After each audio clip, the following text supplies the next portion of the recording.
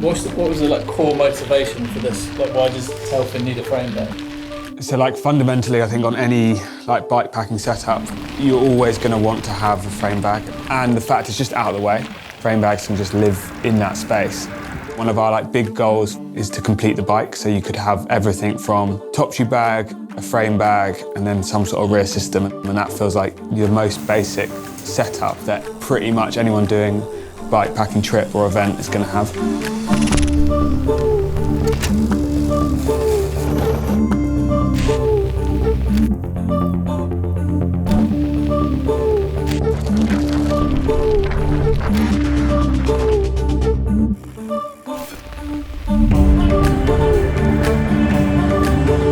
We don't seem to find any shortcuts when we're developing stuff. Everything we do, yes, we really labor over. We sort of ache and sweat every little detail, however minor, to try and get it right. People have different requirements, but in our heads, like, it's always as perfect as we think it should be.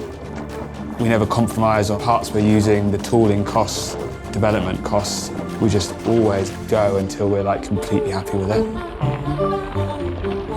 The thing that had been rattling around my head for like, I don't know, at least a couple of years, the fact that unless it was a custom fit, there was generally always things that just caught my eye.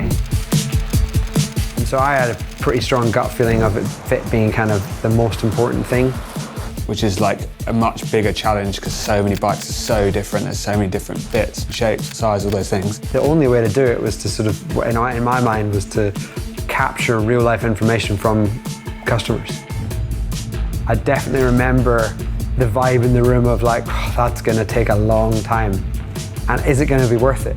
We emailed all of our customer base. Asking them to send us their setups. They had to put 2 post-it notes on their bikes with 2 little black dots, exactly 30 centimeters apart. And then one of our colleagues wrote a computer program that would bring in those photos. And then automate the process of finding sort of the dead space in the middle. You could see that middle triangle and then scale the bikes completely so that those 30 centimeters all matched up. We then grouped those into bike sizes as families, and then we brought that into Photoshop and started to overlay them together, which then developed this heat map. That's probably like 3 or 4 months worth of work. And then we could start drawing out these framed bags. And then once we had that initial set that we were like, this is how we think we'll do them, we made them first batch for the R&D team. So quite a few of our riders would had the first sewn prototypes that we made here.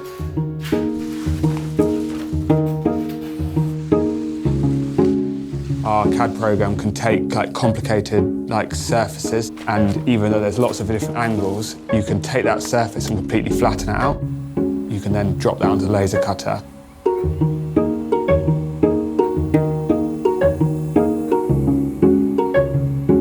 The reason they are sewn here, it just involves we don't have to create any tooling to make anything complicated. We can just make the patterns and Molly can sew them together. She is, I never get the words right, she hates the word seamstress. Oh, I do hate being called a seamstress, yeah. I just think it's an awful word.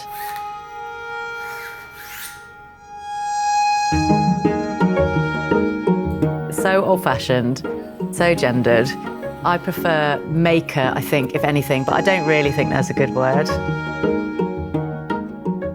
Prototyper is actually what I like when I'm here.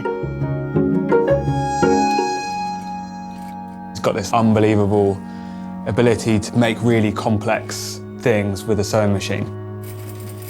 So we don't have to create any tooling to make anything complicated. And then when we get to production, it is made with steel welded tooling. You still get that repeatable process.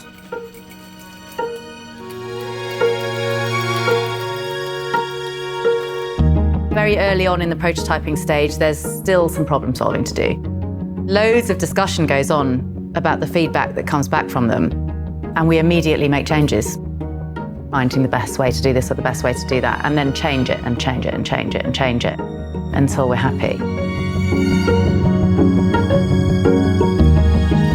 A really quick and easy way for us to make these iterative development prototypes. Then you end up with this absolutely perfect pack at the zone level.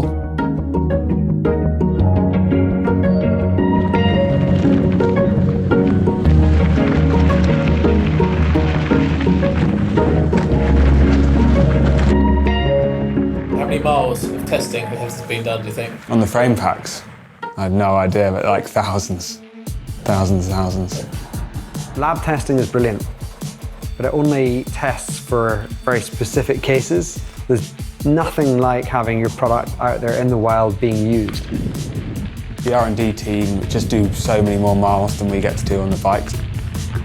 They just really stress test stuff, especially when you're in race scenarios where you're like panicked and you're against the clock. You don't necessarily look after your gear in the best way. You can just crank up that durability testing faster and better than any other way, really. Oh, I have no idea how good that sun feels. Because more often than not, from the durability side of things, you're solving for the unexpected. Good morning, you beautiful people. One trip can last 14 days, right? So it's exposed to the sun, to the cold, to the rain, mud. You put stuff in it and it vibrates because you don't ride on the smooth roads. All these factors. If you would try to simulate all this in a laboratory, good luck. World, you're amazing.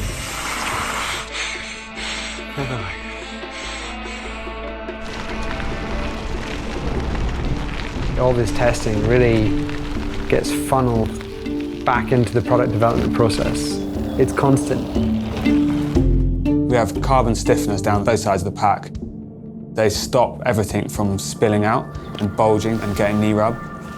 Speaking with customers, speaking with athletes, and you'd have these stories of how they've shredded bib shorts, shredded their knee. There's arguably a bigger problem than that, which is the kinematics. There's a chance that you will compensate so that you don't get knee rubs. So suddenly your leg is moving in an ever so slightly different path before your joint then starts thinking, hold on, this is not right for me. Made a pretty cool jig that you could open and close at the front and back to like kind of watch the knees tracking, and then we adjusted that to try and eke out how much volume we can get out on the width of the pack depending on the size of the bike. So trying to get rid of all these niggles so you can concentrate on what's going on around you.